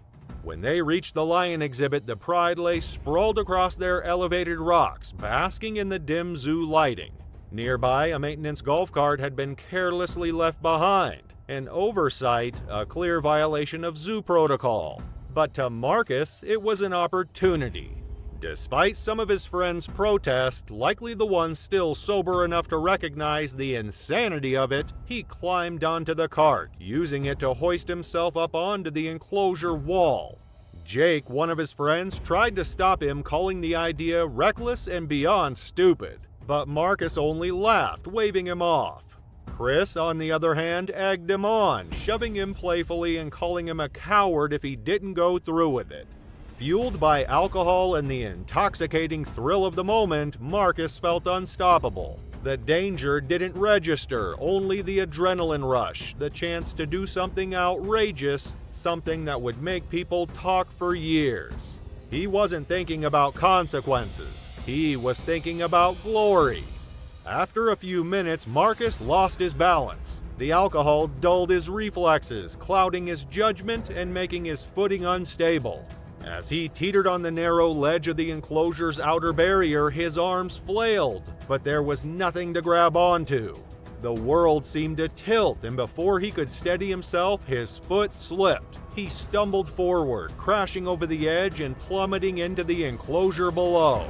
The impact drove the air from his lungs, his pained gasps echoing in the night air. He had landed in the worst possible place, face first into fresh lion dung. The acrid smell filling his nose, adding humiliation to what would soon become a fatal mistake. Above him, his friends stood frozen in shock. But Marcus wasn't alone for long. The lions had noticed. Zulu's reaction wasn't immediate. The lion rose slowly, his ears pricked forward, golden eyes unblinking. Then Marcus stumbled, cursing loudly and waving his arms in frustration. The attack was explosive and devastating. Zulu's massive paw crashed into Marcus's back, claws raking through fabric and skin. Before Marcus could process what was happening, the lion's powerful jaws clamped around his shoulder, crushing muscle and bone with terrifying ease. With lethal precision, Zulu adjusted his grip to Marcus's throat, severing arteries in an instant. Jake and Tyler fled in horror, while Chris stood frozen at the viewing area. David managed to call 911, his trembling voice barely coherent as he reported the emergency. Zoo security arrived within minutes armed with tranquilizer guns and high-powered rifles, but it was already too late. The rescue attempt was both desperate and futile. Security personnel fired multiple tranquilizer darts at Zulu, but the adrenaline-fueled lion remained focused on its prey. By the time the tranquilizers took effect, Marcus had been dead for several minutes. It took a team of 8 people to retrieve his body from the enclosure. The aftermath sent shockwaves through the community. News of the tragedy spread quickly, dominating local and national headlines. Public outrage erupted, with heated debates over whether the zoo had failed in its duty to secure the facility or if Marcus and his friends bore sole responsibility. Social media buzzed with conflicting opinions. Some called it a senseless tragedy, while others labeled it as an example of reckless thrill-seeking gone horribly wrong. The San Diego Zoo held a press conference where officials expressed deep regret over the incident while defending their safety protocols. However, scrutiny mounted as investigations uncovered security lapses. Animal rights organizations also weighed in, some arguing that captivity itself was to blame for such encounters, while others focused on the dangers of human interference. The psychological impact on Marcus's friends proved devastating. None of them could erase the image of Marcus's final moments, the primal brutality of the attack, and the sickening realization that there was nothing they could do to stop it. The fraternity faced a year-long suspension, though an investigation found no evidence that they had orchestrated the zoo break-in. August 19, 2018 was warm and windless along Australia's northern coast. The sun hung low over Byron Bay, casting long shadows across the empty shoreline where red warning flags flapped idly in the breeze. A lifeguard truck sat locked behind the gates of a closed beach access road, and beyond it, clear signage read, "Beach closed. Shark sightings reported. No swimming." The warning had been in place for days, issued after multiple drone patrols recorded a large great white patrolling just offshore. But late that afternoon, 5 teenagers ducked under the gate and made their way down the sand, laughing, filming, and ignoring everything they'd been told. 17-year-old Liam Norwick had planned the moment all week. He wasn't a thrill-seeker in the traditional sense. He didn't skydive or surf, but he lived for the kind of content that turned heads on social media. His friends called him the main character, partly in jest, partly because Liam leaned into it. At school, he was the one narrating lunchtime stories with perfect comedic timing. Online, he'd film fake stunts, reaction videos, and clips of himself getting chased by public security guards. He wanted attention, and that afternoon he had a plan to get footage of himself swimming past the closed zone buoys, throw in some muscle flexing and jokes, and maybe go viral for pushing the rules. The group set up their phones in the sand just beyond the flagged zone. Liam stripped off his shirt, grinned for the camera, and waded into the surf with exaggerated flexes and mock bravado. He shouted something about not being scared of fish before diving through a shallow wave and surfacing a few yards out. One phone zoomed in, another captured behind-the-scenes commentary. None of them noticed the ripple near the second buoy. A few moments later, the water behind Liam exploded in a violent splash. His scream was sharp and short-lived, loud enough to startle the group into silence. Then he vanished. What no one had seen just beneath the surface was the strike of a great white shark. These apex predators are ambush hunters capable of reaching over 15 feet in length and weighing upwards of 2,000 pounds. Their bite force exceeds 4,000 pounds per square inch, enough to sever limbs or split a seal in two. In murky coastal waters like those near Byron Bay, they hunt by silhouette, tracking prey from below and launching upward with devastating speed. Drone footage from earlier that week had confirmed one patrolling the area, and the beach had been closed for a reason. It was a known hunting corridor, made even more dangerous by the splash, motion, and noise of a lone swimmer breaking the surface. At first, Liam's friends thought he was playing. The camera kept rolling, but when he didn't resurface, his closest friend sprinted into the water, yelling his name. What he found was a cloud of blood spreading in slow spirals and a strip of fabric, part of Liam's board shorts floating on the surface. Panic broke out. One boy ran toward the access road to get a signal and call for help. Another collapsed on the beach, screaming into his hands. Phones were dropped, voices cracked, and the laughter that had filled the air just minutes before was gone. Paramedics arrived 30 minutes later, but there was nothing left to do. The boys had pulled Liam back toward shore, but he had already lost too much blood. His leg had been severed at the hip. The great white had bitten once and vanished. Textbook behavior for a large shark mistaking prey. The medical report later confirmed what responders already knew. Liam had bled out within minutes of the attack. The location matched drone footage from earlier that week, confirming the presence of the same shark that had triggered the original beach closure. Despite the warnings, despite the signs, he jumped in anyway. Video from the day circulated briefly before being taken down. It wasn't graphic, it showed Liam flexing, swimming, laughing, but it captured the lead-up so clearly that investigators used it to piece together the timeline. Interviews with the group revealed the pattern. They knew the beach was closed, they thought the warning was overblown, and they never imagined something could go so wrong so quickly. The attack reignited national debate about digital culture, teenage risk-taking, and the growing trend of dangerous stunts staged for social media clout. A memorial was held at Liam's high school gymnasium the following Friday. Hundreds attended: students, teachers, local families. His parents didn't speak, but his younger brother read from a list of things Liam had planned to do: study abroad, start a clothing brand, get a tattoo their mom wouldn't approve of. Friends described him as funny, loyal, full of energy, and always looking for the next big moment. There was no villain to prosecute. The beach had been closed, the warnings were obvious, and the shark had acted as nature intended. What made it harder to accept was how avoidable it all was. Liam didn't die because of bad luck, he died because he made a reckless choice, ignoring every posted sign and every recent report for the sake of a stunt. It wasn't just a mistake, it was a chain of impulsive decisions that ended exactly the way experts warn they can. And now, his story is told as a reminder of what happens when thrill wins out over sense. Thanks for watching this compilation. Not done watching yet? Click on the next video right now.